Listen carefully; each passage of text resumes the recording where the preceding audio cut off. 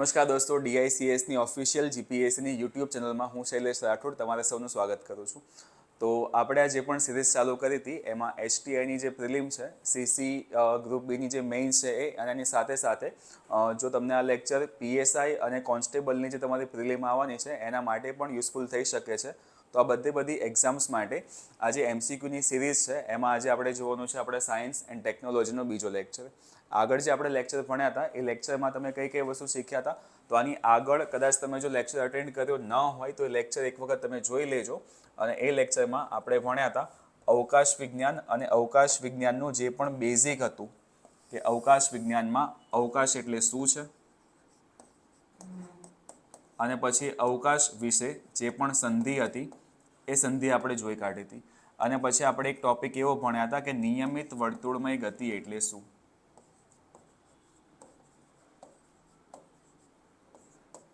તો પછી આગળના લેક્ચરમાં આપણે જે પણ ક્વેશ્ચન સોલ્વ કર્યા હતા એ ક્વેશ્ચન્સ આ 3 ટોપિકના અકોર્ડિંગ હતા. હવે એના પછી આગળનો જે ટોપિક છે એ ટોપિક આપણે સમજવાનો છે, ક્વેશ્ચન્સ સોલ્વ કરવાના છે, એ છે કક્ષા અને તેના પ્રકારોવાળા. હવે આ જે ટોપિક છે એ મોસ્ટ ઇમ્પોર્ટન્ટ ટોપિક છે. સ્પેસ સાયન્સમાં તમે કહેવા માટે જાઓ તો, સ્પેસ ટેકનોલોજીમાં તમે કહેશો તો આ જે ટોપિક છે ઓર્બિટ્સ એન્ડ ઇટ્સ ટાઈપ એ બહુ ઇમ્પોર્ટન્ટ છે. કેમ કે ઘણા બધા ક્વેશ્ચન્સ આમાંથી પીવાયક્યુમાં પૂછાઈ ગયા છે. ભલે એસટીઆઈ હોય, ભલે ક્લાસ 1-2 હોય, ડીવાયએસઓ હોય કે પછી યુપીએસસી જ કેમ ના હોય, આ ટોપિકમાંથી ક્વેશ્ચન્સ આવે છે. તો આપણે પહેલાં ક્વેશ્ચન્સ જોઈશું અને ક્વેશ્ચનના અકોર્ડિંગ પછી આપણે ટ્રાય કરીશું કે એનો આન્સર આપણે આપી શકીએ છીએ કે નહીં. એટલે આપણે જે પણ આખી પદ્ધતિ હતી એ સેમ ટુ સેમ જ હશે કે પહેલાં ક્વેશ્ચન આવશે અને ક્વેશ્ચનના અકોર્ડિંગ જે પણ થિયરી બનતી હશે એ હું તમને બતાવી દઈશ. ડન. તો ચલો, કક્ષામાં સૌથી પહેલો ક્વેશ્ચન આપણી પાસે છે.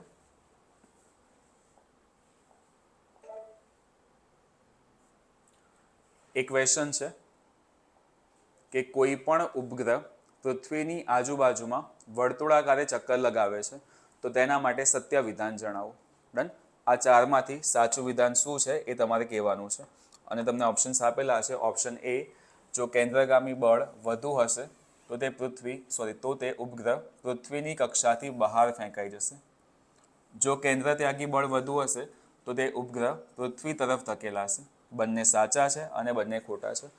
તો જો આનો આન્સર તમારે આપવો હોય તો તમને અમુક ટર્મ શું છે એ ખબર હોવી જોઈએ. જેમ કે પહેલો પોઈન્ટ કે આ કેન્દ્રગામી બળ એટલે શું. બીજો પોઈન્ટ, કેન્દ્ર ત્યાગી બળ એટલે શું. શું આની સિવાય પણ બીજા કોઈ બળ આવી શકે? તો આવી શકે કે કેમ એ બધું હવે આપણે આ ટોપિકમાં ભણીએ. તો આનો આન્સર આપતા પહેલાં શાંતિથી તમે એક ટોપિક સમજો. ચલો, હું તમને ખાલી એક એક્ઝામ્પલ આપું છું કે આપણી પાસે કોઈ પણ એક પદાર્થ છે. માની લો કે મેં તમને આગળ એક એક્ઝામ્પલ આપ્યું હતું કે તમે અહીંયા ઊભા છો અને તમે દોરી વડે એક પથ્થરને બાંધેલો છે. એટલે માની લો કે આ પથ્થર છે અને આ પથ્થરને જો તમે ગોળ ગોળ ફરાવશો તો આ પથ્થર છે એ તમારી આજુબાજુમાં આ રીતે ગતિ કરશે.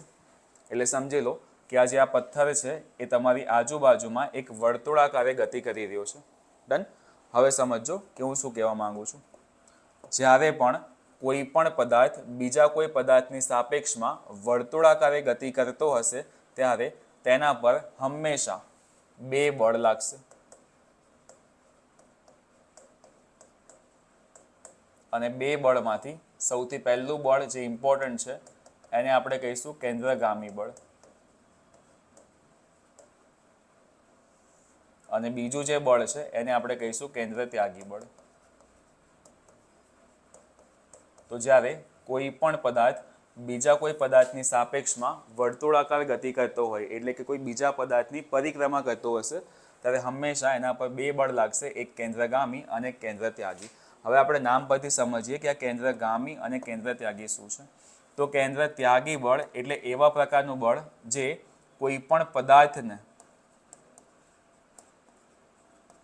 પોતાની કક્ષામાંથી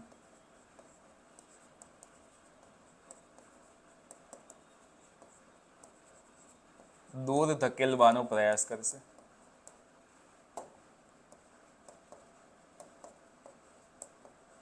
એટલે જ આમાં નામ લખીને આપેલું છે કેન્દ્ર ત્યાગી બળ, કે કેન્દ્રથી દૂર જાય એવા ટાઈપના પ્રયાસ કેન્દ્ર ત્યાગી બળ કરશે.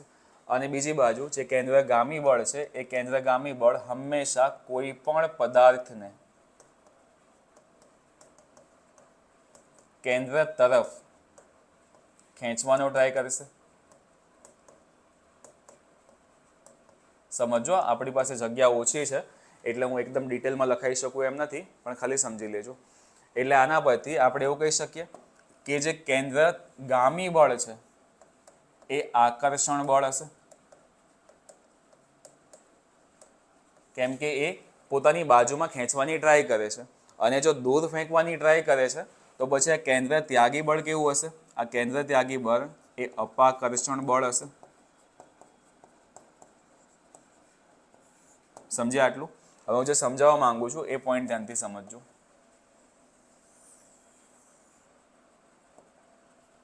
થોડુંક એવું નાનું ડ્રો કરી નાખવું એટલે વધુ પડતું કન્ટેન્ટ સમાઈ શકે.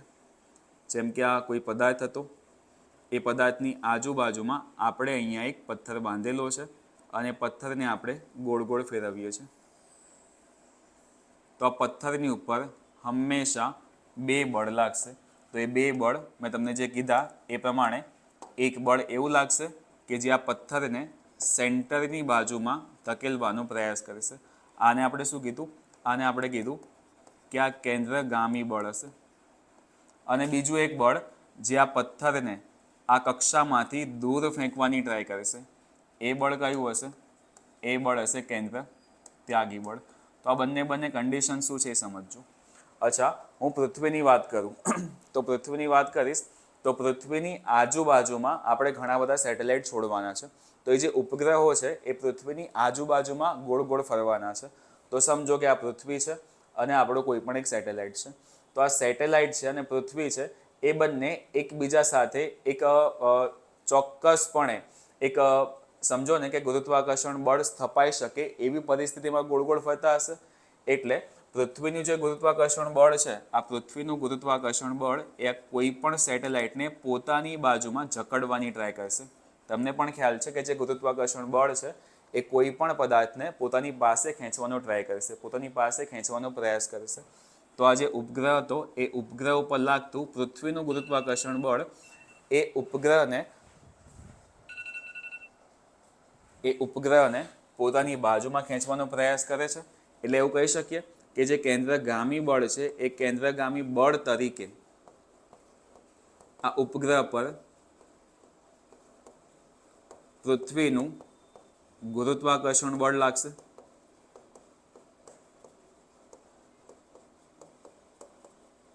સિમ્પલ છે. અને બીજી વસ્તુ કે પૃથ્વીનું જે ગુરુત્વાકર્ષણ બળ છે એ આ સેટેલાઇટને ખેંચે તો છે, પણ એ આની બાજુમાં ખેંચાતો કેમ નથી? કેમ કે આ જે ઉપગ્રહ છે એ ઉપગ્રહની એક ચોક્કસ ઝડપ હશે. એટલે આપણે ઝડપના બદલે લખી નાખીએ છીએ વેગ, કેમ કે આમાં દિશા પણ ઇમ્પોર્ટન્ટ છે. તો આની ચોક્કસ સ્પીડ હશે, ચોક્કસ વેલોસિટી હશે, ચોક્કસ વેગ હશે. આના કારણે જ આ ગોળ ગોળ તો ફરે છે, પણ આ પૃથ્વીનું ગુરુત્વાકર્ષણ બળ છે એ બી આને ખેંચી રાખે છે. તો આ ખેંચાતું કેમ નથી? કેમ કે આ ચોક્કસ વેગથી ગોળ ગોળ ફરી રહ્યું છે. તમે એવું સમજો કે તમે એક પથ્થરને દોરીથી બાંધીને ગોળ ગોળ ફરાવી રહ્યા છો, તો પછી એ નિયમિત વર્તુળમય ગતિ કરશે ક્યાં સુધી? કે જ્યાં સુધી તમે કોન્સ્ટન્ટ સ્પીડમાં એને ગોળ ગોળ ફરાવો છો. જો તમે તમારી સ્પીડ થોડી ઘણી પણ ઓછી કરી કાઢી તો પછી એ પથ્થર છે એ કક્ષામાંથી બહાર નીકળીને તમારી બાજુમાં આવી જશે. ડન? એટલે કક્ષા આખી ચેન્જ કરી કાઢશે. પણ માની લો કે તમે એ જે તમારી સ્પીડ છે એ એટલી બધી વધારી કાઢી કે એની જે ઝડપ છે એ તમારી દોરીની મજબૂતાઈ કરતાં પણ વધી ગઈ, તો પછી તમારો જે પણ પથ્થર હતો એ કક્ષા છોડીને બહાર ફેંકાઈ જશે.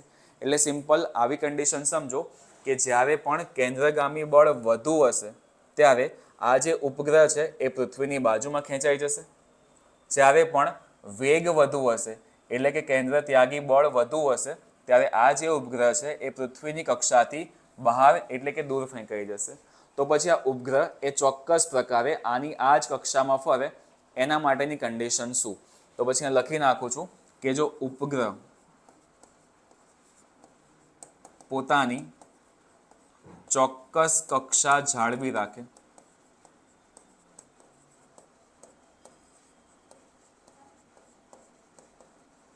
આના માટેની કન્ડિશન ખાલી એક જ છે અને કન્ડિશન છે કે જ્યારે પણ કેન્દ્ર ત્યાગી બળ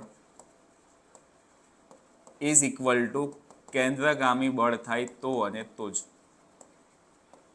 એટલે આ જે પણ પદાર્થ હશે, જે પણ સેટેલાઇટ હશે, એના પર જે કેન્દ્રગામી બળ લાગે છે એના અકોર્ડિંગ જો આપણે કેન્દ્ર ત્યાગી બળ લગાવીએ, મતલબ કે જેટલું પણ ગુરુત્વાકર્ષણ બળ લાગે છે એના અકોર્ડિંગ આપણે જો આ સેટેલાઇટની સ્પીડ નક્કી કરી કાઢીએ તો આ નિરંતર જેટલા સમય માટે સેટેલાઇટ મૂકેલો હશે એટલા સમય માટે ચોક્કસ એની એ જ કક્ષામાં ફરશે, કે ના તો એ પૃથ્વીની બાજુમાં ખેંચાશે કે ના તો એ પૃથ્વીની કક્ષાથી બહાર ફેંકાઈ જશે.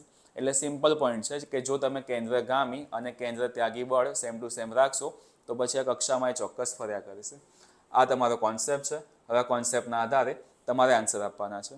પણ 2 કે 3 પોઈન્ટ બીજા યાદ રાખજો કે તમને એવું પૂછે કે ઉપગ્રહની બાબતમાં કેન્દ્રગામી બળ એટલે શું, તો ઉપગ્રહની બાબતમાં કેન્દ્રગામી બળ એટલે કે પૃથ્વીનું ગુરુત્વાકર્ષણ બળ, અને ઉપગ્રહની બાબતમાં કેન્દ્ર ત્યાગી બળ એટલે શું, તો ઉપગ્રહની બાબતમાં કેન્દ્ર ત્યાગી બળ એટલે કે જે પણ સેટેલાઇટ છે એ સેટેલાઇટનો વેગ એટલે કે ઝડપ. ડન. બંને સમાન હશે તો પછી આ કોઈ પણ પોતાની કક્ષા છોડીને બહાર પણ નહીં જાય કે અંદર પણ નહીં આવે. ગુરુત્વાકર્ષણ બળ વધુ હશે તો અંદર આવશે, ચોક્કસ વેગ વધુ હશે તો બહાર ફેંકાશે. આટલી ખાલી કન્ડિશન યાદ રાખવાની છે કે આઈ હોપ કે તમને આટલું તો એટલીસ્ટ ખબર પડી ગઈ હશે. તો આપણે હવે જોઈએ કે કોઈ પણ ઉપગ્રહ પૃથ્વીની આજુબાજુમાં વર્તુળાકારે ચક્કર લગાવે છે તો તેના માટે સત્ય વિધાન જણાવો. કે જો કેન્દ્રગામી બળ વધુ હશે તો તે ઉપગ્રહ પૃથ્વીની કક્ષાથી દૂર ફેંકાઈ જશે. સાચું છે કે ખોટું છે? ખોટું જ છે ને, કેમ કે જો કેન્દ્રગામી બળ વધુ હશે તો પછી પૃથ્વીની બાજુ ધકેલાશે એટલે કે પૃથ્વીની નજીક આવશે. એટલે પહેલું વિધાન એ આપણું ખોટું. બીજામાં તમને કીધું છે કે જો કેન્દ્ર ત્યાગી બળ વધુ હશે તો તે ઉપગ્રહ પૃથ્વી તરફ ધકેલાશે, તો પૃથ્વી તરફ નહીં, પૃથ્વીથી દૂર ધકેલાશે, આવી રીતે આવશે.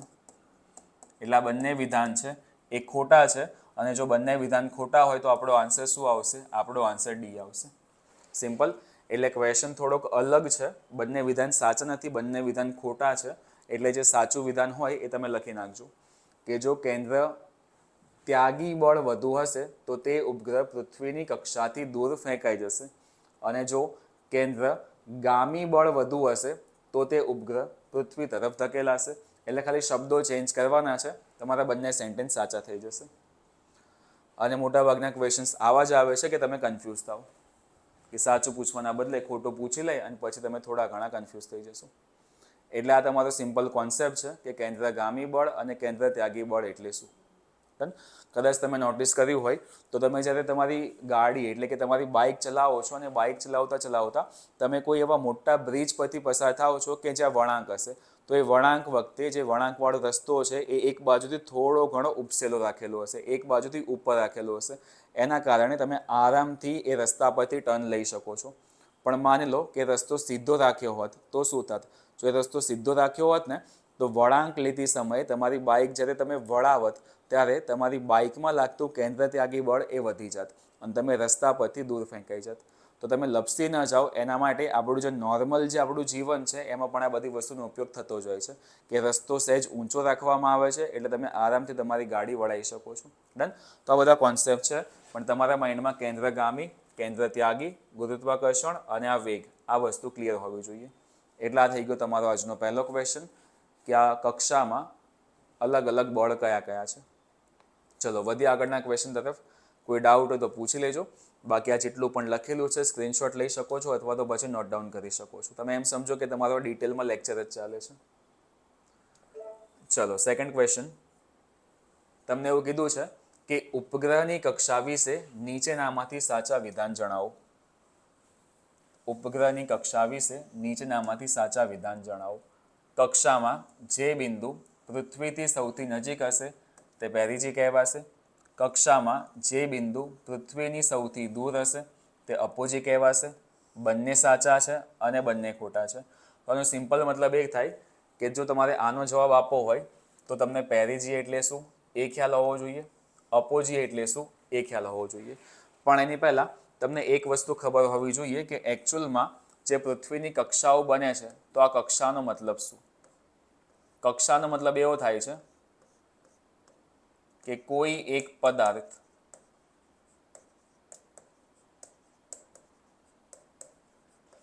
બીજા પદાર્થની સાપેક્ષમાં એટલે આપણે અહીંયા સ્પેસની વાત કરીએ છીએ તો પછી આ ડેફિનેશન હું આ પ્રમાણે ખાલી લખું છું, સમજજો, બાકી આમાં કંઈ અલગ છે નહીં. હું ખાલી સ્પેસના અકોર્ડિંગ ડેફિનેશન લખું છું.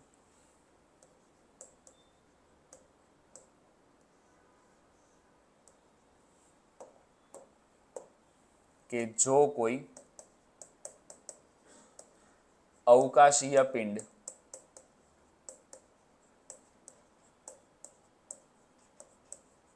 બીજા કોઈ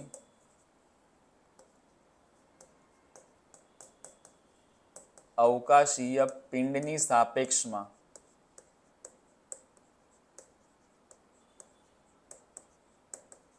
તેની ફરતે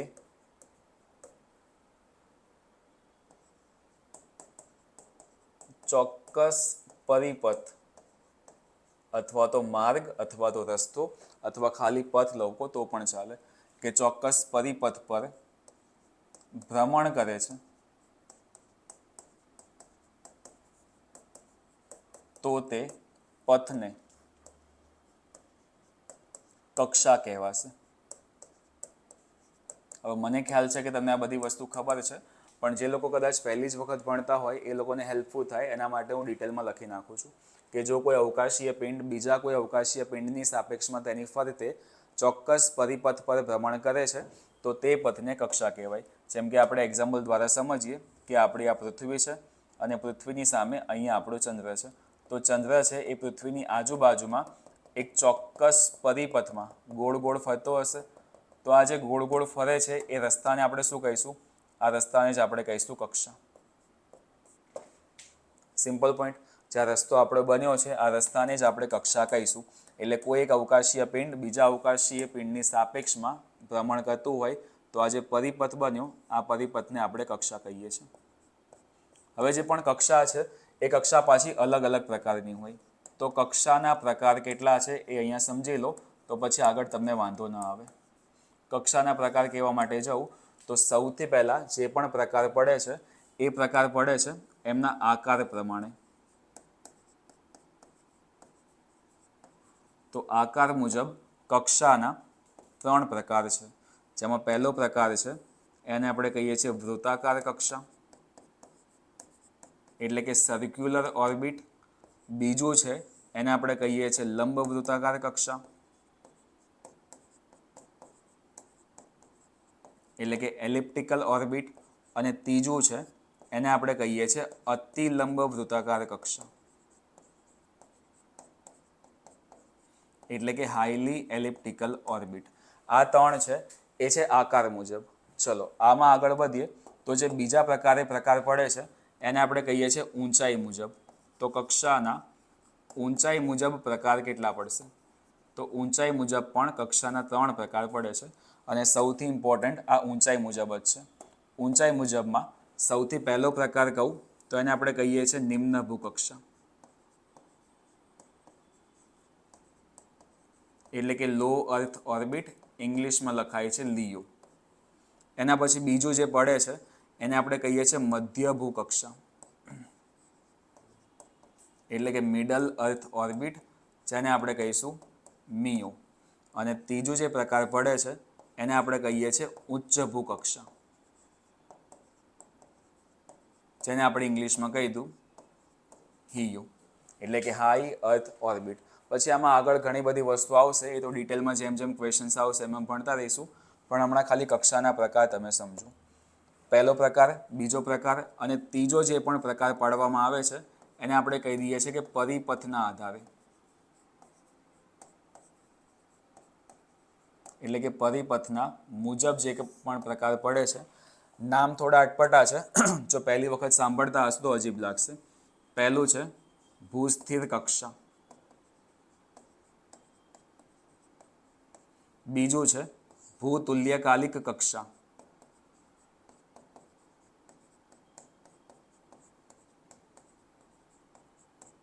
અને ત્રીજું છે એ છે સૂર્યતુલ્યકાલિક કક્ષા.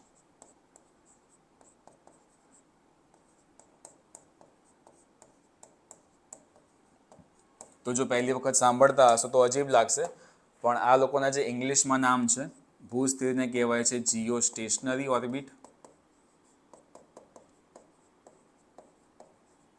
ભૂતુલ્યકાલિકને કહેવાય છે જીઓસિન્ક્રોનસ ઓર્બિટ, અને છેલ્લે સૂર્યતુલ્યકાલિકને કહેવાય છે સન સિન્ક્રોનસ ઓર્બિટ.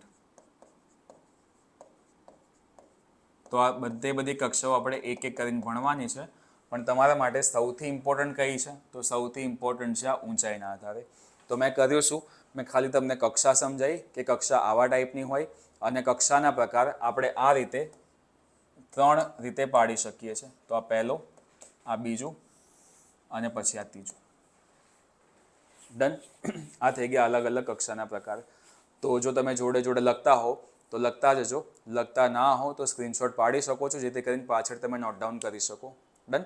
હવે આમાં તો ક્યાંય પણ અપોજી પેરીજી આવ્યું જ નહીં. આપણે જે એકચ્યુઅલમાં આન્સર આપવાનો છે એ તો આમાં જો છે જ નહીં.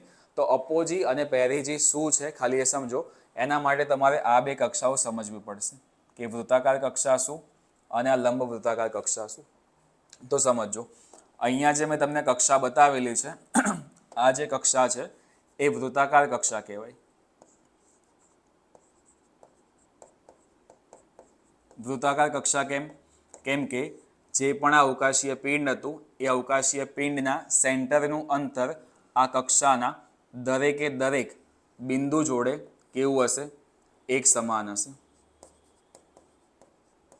એક સમાન અંતર છે એટલે આને કહેવાય વૃત્તાકાર કક્ષા. એટલે કે એક્ઝેક્ટ ગોળ ગોળ ફરશે, એક્ઝેક્ટ વર્તુળાકાર ફરશે. પણ એક કક્ષા આવી પણ મળે છે. સમજો, અહીંયા હું સાઈડમાં ડ્રો કરી દઉં છું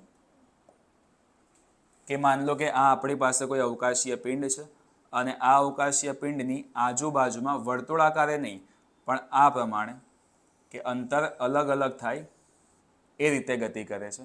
તો આવો બી તો એક પથ પોસિબલ છે કે એક્ઝેક્ટ મિડલમાં ના હોય પણ આવી રીતે હોઈ શકે. ડન. હવે આમાં અપોજી અને પેરીજી વાળી કન્ડિશન બનશે. એ કન્ડિશન શું છે સમજો, કે આ તો આપણું સેન્ટર છે, કક્ષાનું સેન્ટર તો આ જ હતું. એટલે માની લો કે આ પૃથ્વી છે અને પૃથ્વીની આજુબાજુમાં કોઈ અવકાશીય પિંડ ગતિ કરે છે. તો આ જે અવકાશીય પિંડ છે એ જ્યારે આ પોઈન્ટ ઉપર આવશે તો આપણે એવું કહી શકીએ કે આ જે પિંડ છે એટલે કે જે સેન્ટર છે અને જે ઉપગ્રહ છે, પૃથ્વી અને ઉપગ્રહ, આ બંને વચ્ચે જે પણ અંતર હશે એ અંતર સૌથી ઓછું હશે. અને એક કન્ડિશન એવી બનશે કે પૃથ્વીથી સેટેલાઇટ જો અહીંયા સુધી પહોંચશે તો આ જે અંતર હશે, આ અંતર એ બંને વચ્ચે સૌથી વધુ અંતર હશે. તો જ્યારે પણ કોઈ પણ ઉપગ્રહનું પૃથ્વીથી અંતર સૌથી વધુ હોય, આવી કન્ડિશન બનતી હોય, તો પછી આ કન્ડિશનને કહેવાય છે, આ અંતરને કહેવાય છે પેરીજી. અને જ્યારે પણ નજીકવાળું અંતર બનતું હોય એને કહેવાય છે અપોજી. આવું જ છે કે ઊંધું છે? ચલો આવું આવશે કે જો અંતર સૌથી ઓછું બનતું હોય તો આને આપણે કહીશું પેરીજી, અને અંતર જો વધુ બનતું હોય તો આને આપણે કહી દઈશું અપોજી. ડન.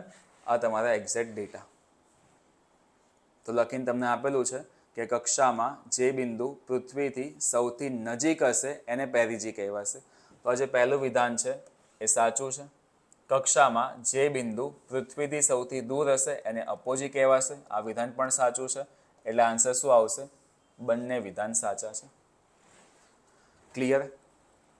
એટલા થઈ ગયા તમારા કક્ષાના પ્રકાર, અને કક્ષાના પ્રકારની જોડે જોડે અપોજી અને પેરીજી શું છે એ તમે ડિટેલમાં સમજી લીધું.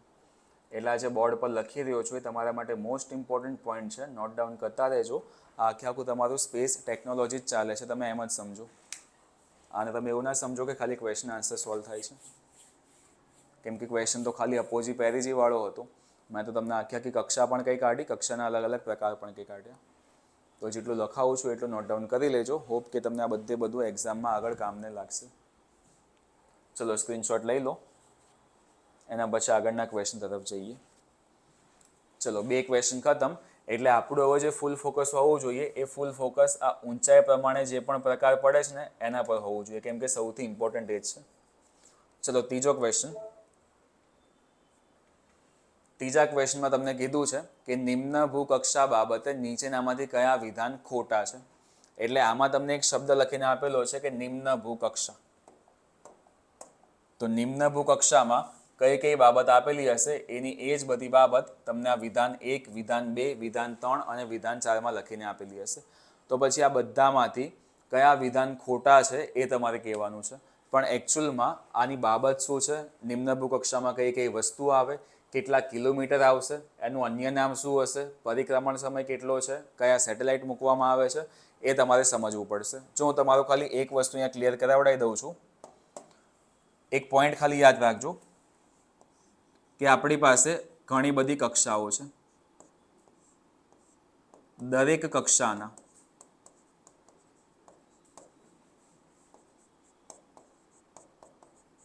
પોતાના અમુક અમુક ફાયદા પણ હોય અને અમુક અમુક ગેરફાયદા પણ હોય. દરેક કક્ષાની અલગ અલગ ઊંચાઈ હોય. એટલે ફાયદા ગેરફાયદા સમજાવું, અલગ અલગ ઊંચાઈ તમે સમજાવું તો તમે કોઈ પણ સેટેલાઇટ એ 200 કિલોમીટર પર લોન્ચ કર્યો છે. તો 200 કિલોમીટરથી આપણે પૃથ્વી જોઈએ છે તો બહુ સારી દેખાશે. પણ એનો એ જ સેટેલાઇટ જો 20,000 કિલોમીટર પર જાય તો 20,000 કિલોમીટરથી પૃથ્વી એટલી ચોખ્ખી દેખાય નહીં. તો પછી આપણે પૃથ્વીનું જે પણ નિરીક્ષણ કરવું છે એ સેટેલાઇટ ક્યારેય પણ બહુ ઊંચી ઊંચાઈ પર ના મૂકી શકીએ, પૃથ્વીથી નજીક મૂકવા પડે. તો અમુક અમુક જે કક્ષાઓ છે એ ઊંચાઈ પ્રમાણે જે પણ એના ભાગ પડે છે, ઘણા બધાના એડવાન્ટેજ બી છે, ઘણા બધા ડિસએડવાન્ટેજ બી છે. પણ આપણે એઝ અ હ્યુમન એમના જે ફાયદા છે એ ફાયદાઓના અકોર્ડિંગ આપણે એમની પાસેથી કામ લેવાનું છે. ડન. તો હવે જો એમના ફાયદા અકોર્ડિંગ જ આપણે કામ લેવાનું હોય તો પછી અમુક અમુક સેટેલાઇટ આપણે અલગ અલગ પાડેલા છે. જેમ કે ભાઈ આ ટાઈપના સેટેલાઇટ છે એ આટલી ઊંચાઈ પર મૂકવાના, આવા ટાઈપના સેટેલાઇટ હોય તો પછી આટલી ઊંચાઈ પર મૂકવાના. એટલે આ પ્રમાણે અલગ અલગ ખાલી સેગમેન્ટ છે. ડિટેલમાં કહું છું, હમણાં ખાલી તમને તમારું બેઝિક હું ક્લિયર કરાવડાવું છું. આટલું ક્લિયર છે? ચલો. એના પછી હવે એક પોઈન્ટ સમજો કે આ જે દરેકે દરેક કક્ષા છે એ કક્ષામાં આપણે જે પણ સેટેલાઇટ મૂકીએ છીએ એ સેટેલાઇટ પૃથ્વીની આજુબાજુમાં ગોળ ગોળ ફરવાના છે. જો પૃથ્વીની આજુબાજુમાં ગોળ ગોળ ફરવાના હોય તો પછી એમને પૃથ્વીની આજુબાજુમાં ફરવા માટે લાગતો સમય એટલે કે પરિક્રમણ સમય એ પણ બધામાં પાછો અલગ અલગ હશે. ડન. તો કોઈ પણ કક્ષા તમે ભણો છો તો એ કક્ષાની આ 3 બાબતો તમને ચોક્કસ ખ્યાલ હોવી જોઈએ. અને એમાં એ કયા ઉપયોગ માટે વપરાય છે આ પણ તમને ખ્યાલ આવવું જોઈએ. તો કોઈ પણ કક્ષાની 4 બાબતો આ છે. એક એક કરીને ડિટેલમાં કક્ષાઓ ભણીએ છીએ. તમને વચ્ચે કોઈ પણ ડાઉટ આવે તો પ્લીઝ તમે કમેન્ટ કરી દેજો. આઈ હોપ કે હું એના આન્સર પ્રોપર તમને આપી શકું. ચલો સમજો, આપણે અહીંયા ભણવાનું છે કે નિમ્ન ભૂકક્ષા શું છે. તો સમજો, અહીંયા ખાલી હેડિંગ આપી દઉં છું, નિમ્ન ભૂકક્ષા. અને એકદમ ડિટેલમાં ભણાવું છું, જોઈ લેજો. નિમ્ન ભૂકક્ષાને આપણે ઇંગ્લિશમાં કહીએ છીએ લો અર્થ ઓર્બિટ.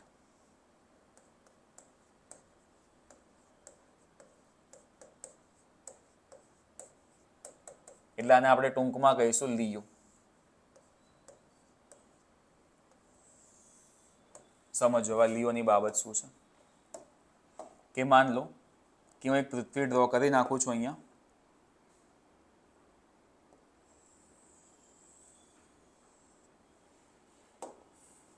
તો આ પૃથ્વીની સમુદ્ર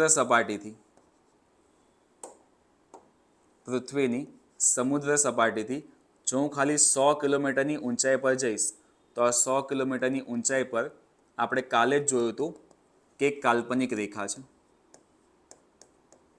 આ કાલ્પનિક રેખાને આપણે નામ આપ્યું હતું કર્મણ રેખા અથવા તો કારમેન્સ લાઇન. બંનેમાંથી જે બી લખો એ સાચું. અને જે પણ અવકાશ છે એ અવકાશ આ કર્મણ રેખાની ઉપર સ્ટાર્ટ થાય છે. ડન.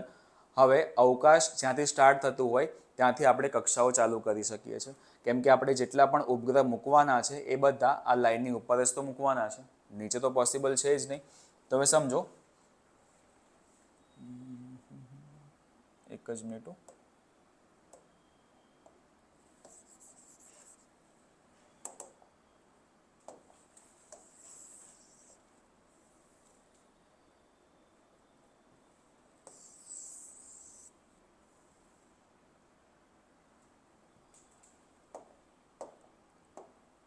ચલો, પૃથ્વીની સમુદ્ર સપાટીથી 100 કિલોમીટર જઈએ તો કરમણ રેખા, પણ આનાથી હજુ આપણે થોડું ઘણું ઉપર જઈશું તો જે આપણી પાસે 160 કિલોમીટરથી 2000 કિલોમીટર વાળો પટ્ટો આવશે. આમાં તમે વચ્ચે કોઈ પણ કક્ષા બનાવો, આ બધી કક્ષા કઈ કહેવાશે? આ બધી કક્ષા એટલે કે નિમ્નભૂ કક્ષા કહેવાશે. એટલે તમને એક પોઈન્ટ ખબર પડી કે જે નિમ્નભૂ કક્ષા છે એ નિમ્નભૂ કક્ષાની ઊંચાઈ કેટલી હશે? 160 થી 2000. નિમ્નભૂ કક્ષા બોલવું થોડું અટપટું લાગે છે એટલે આપણે ઓલવેઝ લિયો શબ્દ વાપરીશું. ડન. એના પછી વાળો પોઈન્ટ કે લિયોમાં આપણે જે પણ સેટેલાઇટ છોડીએ છીએ એ સેટેલાઇટ હંમેશા પૃથ્વીના ઉત્તર ધ્રુવથી દક્ષિણ ધ્રુવ તરફ ગતિ કરશે. આ પોઈન્ટ યાદ રાખજો કે લિયોમાં આપણે જે પણ ઉપગ્રહ છોડીએ છીએ તે ઉપગ્રહ હંમેશા પૃથ્વીના ઉત્તર ધ્રુવથી દક્ષિણ ધ્રુવ તરફ ગતિ કરશે. એટલા માટે જ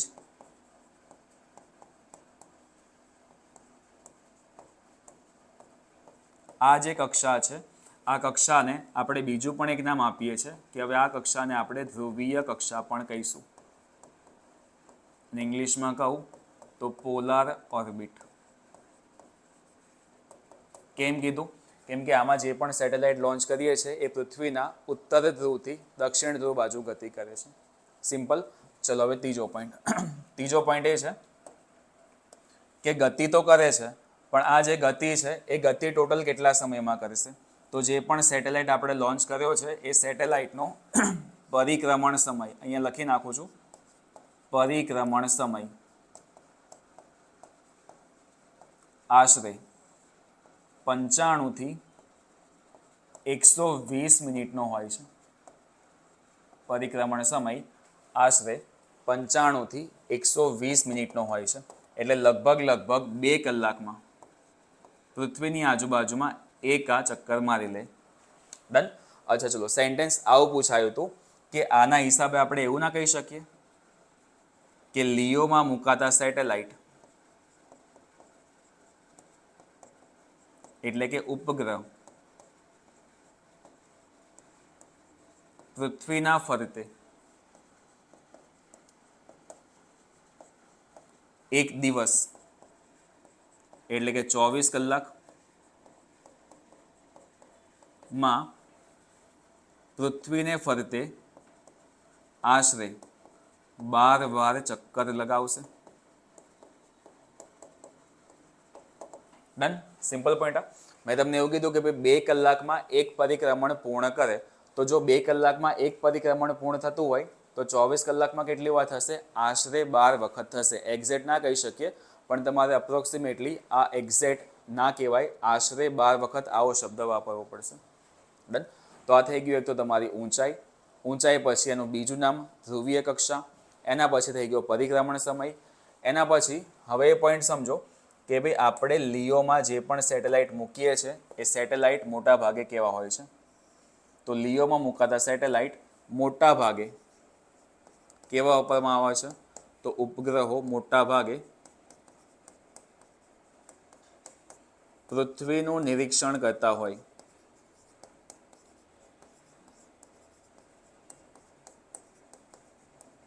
એવા જ વાપરવામાં આવે છે. રીઝન શું? કેમ કે આ લિયો છે એ પૃથ્વીની સૌથી નજીકની કક્ષા છે.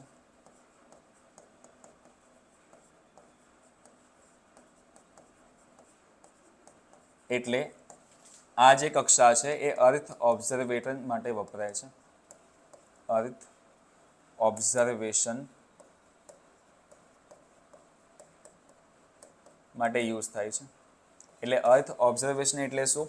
પૃથ્વીનું નિરીક્ષણ એટલે શું? પૃથ્વીનું નિરીક્ષણ એટલે કે અલગ અલગ આપણી પાસે જે પણ સંસાધનો છે એ સંસાધનોની દેખરેખ રાખવી. જેમ કે કૃષિ સંપત્તિ, જંગલ સંપત્તિ, જળ સંપત્તિ, ખનિજ સંપત્તિ, આની સાથે સાથે હિમશિલા પરિવર્તન,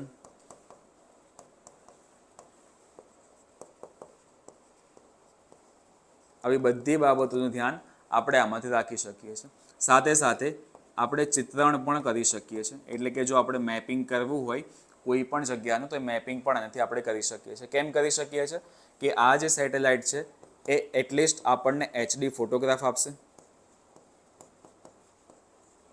કેમ કે આ પૃથ્વીની સૌથી નજીકની કક્ષા છે.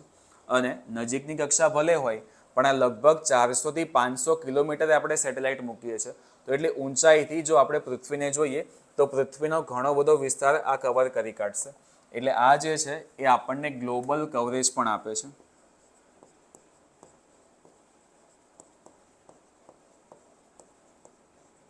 તો આ જે બધી બાબતો છે કે આપણને HD ફોટોગ્રાફ આપશે, ગ્લોબલ કવરેજ આપશે, વળી પાછું એક દિવસમાં તો 12 વખત એક જગ્યા પરથી પસાર થશે તો એ જગ્યા પર જો આપણે નજર રાખવી હોય તો પણ આપણે ચોક્કસ રાખી શકીએ છીએ. તો આ બધી વસ્તુ માટે લિયો બહુ ઇમ્પોર્ટન્ટ છે. અને લિયોમાં મોટા ભાગે પૃથ્વીનું નિરીક્ષણ કરતા સેટેલાઇટ મૂકવામાં આવે છે. અને પૃથ્વીનું નિરીક્ષણ કરતા જે પણ ઉપગ્રહો છે એને આપણે જો બીજી ભાષામાં કહીએ તો એને કહેવાય છે રિમોટ સેન્સિંગ સેટેલાઇટ.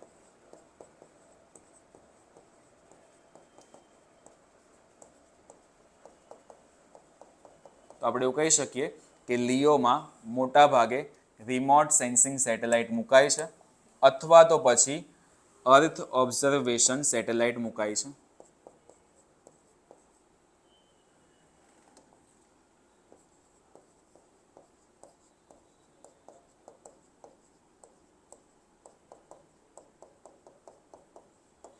ડન. આ થઈ ગઈ તમારા લિયો વિશે જેટલી પણ ડિટેલ હતી એ બધા ફેક્ચ્યુઅલ ડેટા. કે સૌથી પહેલાં એની જે ઊંચાઈ છે એ 160 થી 2000, પૃથ્વીની સૌથી નજીકની કક્ષા છે, ઉત્તર ધ્રુવથી દક્ષિણ ધ્રુવમાં ગતિ કરે છે સેટેલાઇટ એટલે એને કહેવાય છે ધ્રુવીય કક્ષા. પરિક્રમણ સમય 95 થી 120 મિનિટ, 2 કલાકમાં 1 ચક્કર એટલે 12 કલાકમાં ટોટલ 6 ચક્કર. પણ જો 24 કલાક માટે જોવા માટે જવું તો 24 કલાકમાં ટોટલ આશરે 12 વખત એક ચક્કર પૂર્ણ થશે.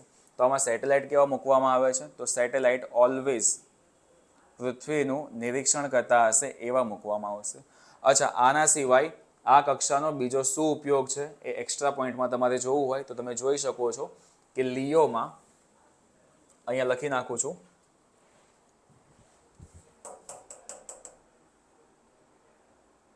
એક જ મિનિટ બસ ખાલી બન્યા રહેજો.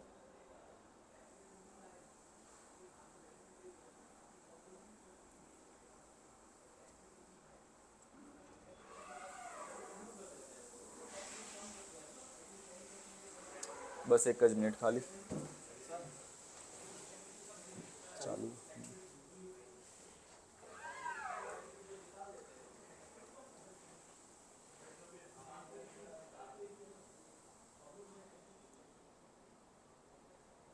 ફોકસ બસ ચાલશે.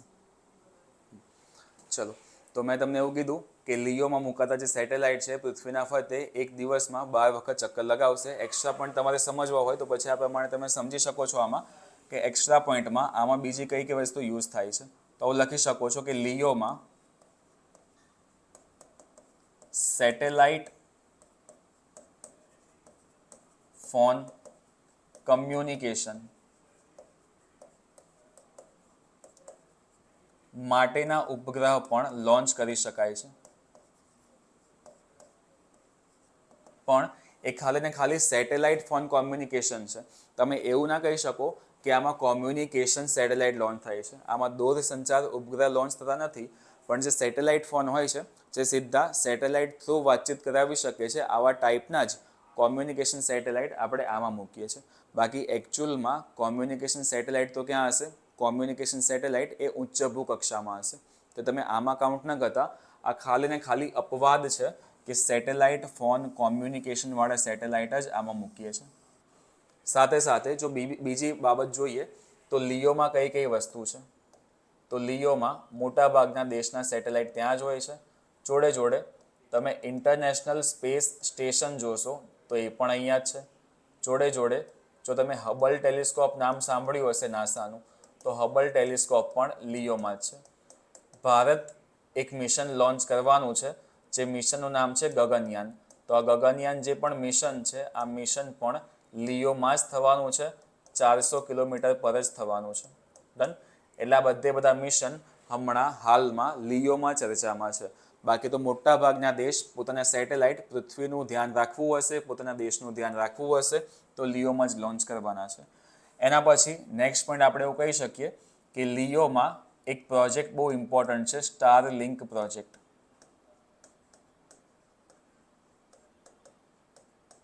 આ પ્રોજેક્ટ સ્પેસ એક્સનો છે અને સ્પેસ એક્સના CEO કોણ છે? Elon Musk.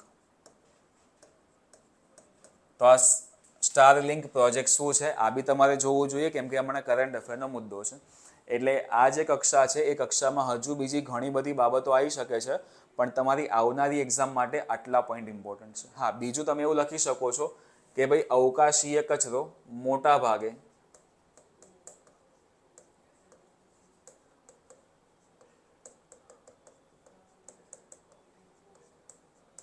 સૌથી વધુ લિયોમાં જશે. એટલે આટલા પોઈન્ટ છે. જો આમાં તો ઘણા બધા પોઈન્ટ યાદ આવે ને ઘણા બધા પોઈન્ટ લખી શકાય, આખું બોર્ડ ભરો તો બી આમાં કંઈ ઘટે એમ છે નહીં. તો આટલા પોઈન્ટ લિયોમાં છે. હવે આને તમારે કેવી રીતે રિપ્રેઝેન્ટ કરવું, કેવી રીતે તમારે લખવું એ તમે જોઈ લો. બાકી નેક્સ્ટ ટાઈમથી એવું કરીશ કે આખું બ્લેન્ક પેજ લઈશ અને એમાં પછી ડિટેલમાં બધું લખી દઈશ. એટલે હમણાં ખાલી આ લિયો તમે સમજી લો કે આ પ્રમાણે હશે અને એના પછી હવે તમારે ખાલી આન્સર આપવાના છે. ક્વેશ્ચન આઈ હોપ કે તમને વિઝિબલ હોય. આનો સ્ક્રીનશોટ લઈ લો, પછી આ હટાવી દઉં એટલે ક્વેશ્ચન આપણને ચોખ્ખા દેખાઈ જાય. ચલો સ્ક્રીનશોટ લઈ લો પહેલાં ફટાફટ, અથવા લખતા હોય તો ફટાફટ લખી નાખો. હટાવું છું. ચલો ક્વેશ્ચન સમજો કે નિમ્નભૂ કક્ષા બાબતે નીચેનામાંથી કયા વિધાન ખોટા છે. પહેલાં તમને એવું કીધેલું છે કે તેની ઊંચાઈ આશરે 160થી 2000 કિલોમીટરની છે. તો પહેલું વિધાન સાચું છે. તેને ધ્રુવીય કક્ષા પણ કહેવામાં આવે છે. આ વિધાન પણ સાચું છે. તેમાં રહેલા ઉપગ્રહનો પરિક્રમણ સમય 95થી 120 મિનિટનો હોય છે. આ પણ સાચું છે. અને તેમાં મોટા ભાગે પૃથ્વીના નિરીક્ષણ કરતા ઉપગ્રહ મૂકવામાં આવે છે. તો આ વિધાન પણ સાચું છે. એટલે આપણો આન્સર શું આવશે? કયા વિધાન ખોટા છે? તો એક પણ ખોટા નથી, પણ તમામ વિધાન સાચા છે. આ થઈ ગયો આપણો જવાબ. ક્લિયર? એટલે જો તમે કક્ષા ડિટેલમાં ભણેલા હશો તો આવા સેન્ટેન્સવાળા ક્વેશ્ચનમાં તમને વાંધો નહીં આવે. ઘણા બધા ક્વેશ્ચન છે લિયોમાં. એક આ ક્વેશ્ચન પૂછાયેલો છે અને એની પછી જે બીજો ક્વેશ્ચન છે એ આ છે કે નિમ્નભૂ કક્ષાને પૃથ્વીના નિરીક્ષણ માટે વાપરવામાં આવે છે. કેમ કે આ જે કક્ષા છે એ કક્ષા આપણને ગ્લોબલ કવરેજ આપે છે. આ કક્ષા આપણને હાઈ ક્વોલિટી ફોટોગ્રાફ્સ આપે છે. આ કક્ષા હિમશિલા પ્રતિચિત્રણ કરી શકીએ છે. અને આન્સર આપણો શું આવશે કે ઉપરવાળી 3 બાબત માટે લિયો ઇમ્પોર્ટન્ટ છે, એટલે આન્સર છે તમામ. એટલે જો કક્ષા ભણેલા હશો તો પછી વાંધો નહીં આવે. ચલો નેક્સ્ટ આપણે ક્વેશ્ચન જોઈએ. તો નેક્સ્ટ આપણી પાસે છે કે નીચે પૈકી અસત્ય વિધાન જણાવો. એટલે જે ખોટા વિધાન છે એ આપણે કહેવાના છે. ખોટા વિધાનમાં જે પહેલું વિધાન તમને આપેલું છે એ આપેલું છે કે પૃથ્વીની સૌથી નજીકની કક્ષા એટલે કે નિમ્નભૂ કક્ષા. તો આ વિધાન તો સાચું છે. આ કક્ષામાં મોટા ભાગે નેવિગેશન સેટેલાઇટ મૂકવામાં આવે છે. તો આ વિધાન આપણું કેવું છે? આ વિધાન આપણું ખોટું છે. ખોટું કેમ છે? કેમ કે આપણે હમણાં જ જોયું કે ભાઈ આ કક્ષામાં એ સૌથી વધુ પૃથ્વીનું નિરીક્ષણ કરતા ઉપગ્રહો મૂકવામાં આવે છે. એટલે આવા સેટેલાઇટને કહેવાય છે રિમોટ સેન્સિંગ સેટેલાઇટ અથવા તો અર્થ ઓબ્ઝર્વેશનલ સેટેલાઇટ. એટલે અસત્ય વિધાન કીધું હતું. લો આપણો આન્સર થઈ ગયો કે આ જે બી હતું એ બી ખોટું વિધાન હતું. ડન. એના પછીવાળો ક્વેશ્ચન જો કોઈ હોય તો આપણે જોઈએ છે. તમને એવું કીધું છે કે ભારતીય રિમોટ સેન્સિંગ ઉપગ્રહ નીચેનામાંથી કયા ક્ષેત્રમાં કામ કરે છે. તો પહેલો પોઈન્ટ કે આપણને કૃષિ પાકનો અંદાજ આપે છે. તો મેં તમને લખાયેલું છે કે કૃષિ વિશેની માહિતીનું જો આપણે નિરીક્ષણ કરવું હશે તો રિમોટ સેન્સિંગ કરે જ છે. જમીન અને જળ સ્ત્રોતનું નિરીક્ષણ કરવું હોય તો પણ રિમોટ સેન્સિંગ કરે છે. ખનિજનું જો આપણે નિરીક્ષણ કરવું હોય તો એ પણ રિમોટ સેન્સિંગ કરે છે. પણ અહીંયા લખેલું છે કે સંદેશા વ્યવહાર માટે ઉપયોગમાં લેવાય છે. સંદેશા વ્યવહાર માટે જે પણ ઉપગ્રહ ઉપયોગમાં લેવાય છે એ ઉપગ્રહને આપણે કહીએ છીએ દૂરસંચાર ઉપગ્રહ.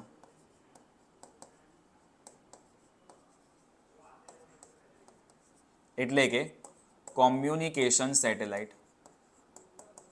તો મેં તમને આગળ જ કીધું હતું કે ખાલી ને ખાલી જો સેટેલાઇટ ફોન કોમ્યુનિકેશન હશે તો અને તો જ લિયોમાં ઉપયોગ થશે. બાકી હાલમાં આપણે જે પણ ફોન વાપરીએ છીએ, આપણે જે પણ વાતચીત કરીએ છીએ, એના માટેના જે ઉપગ્રહો છે એ લિયોમાં ક્યારે મૂકવામાં નહીં આવે.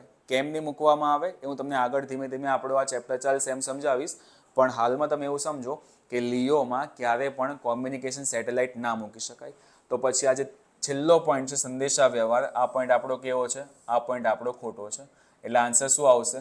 પહેલું, બીજું અને ત્રીજું. એટલે ઓપ્શન બી તમારો જવાબ છે. ડન? ક્લિયર? ચલો, આઈ હોપ કે તમે આ જે વસ્તુ ભણ્યા છો, લિયો, કક્ષાના પ્રકાર, એમાં તમને કોઈ ડાઉટ નહીં હોય અને તમે શાંતિથી બધું જોડે જોડે નોટ ડાઉન બી કરતા હશો. તો આજનો જે આપણો લેક્ચર છે એ અહીંયા સુધી રાખીએ. અને બાકી જો તમે DICSમાં ઓનલાઈન બેચ અથવા ઓફલાઈન બેચમાં જોડાવા માંગતા હો તો અમદાવાદ, ગાંધીનગર, સુરત અને વડોદરા જે અમારી 4 શાખાઓ છે એમાં નવી બેચ સ્ટાર્ટ થઈ ચૂકી છે. અને નવી બેચમાં જો એડમિશન તમારે લેવા હો તો તમે જે તે બ્રાન્ચના નંબર પર કોન્ટેક્ટ કરી શકો છો. જોડે જોડે જો તમે અમારી એપ્લિકેશનમાંથી ઓનલાઈન લેક્ચર લેવા માંગતા હો તો પછી તમે આ જે કોડ લખેલો છે આ કોડનો ઉપયોગ તમે ત્યાં કરશો તો પછી તમને 15% ડિસ્કાઉન્ટ મળી જશે. અને જો તમારે વધુ પડતી માહિતી જોઈતી હોય તો પછી અમારા કોઈ પણ પ્લેટફોર્મ પર તમે અમારી સાથે જોડાઈ શકો છો. ડન? ચલો મળીએ નેક્સ્ટ લેક્ચરમાં. વાંચતા રહેજો. Thank you class.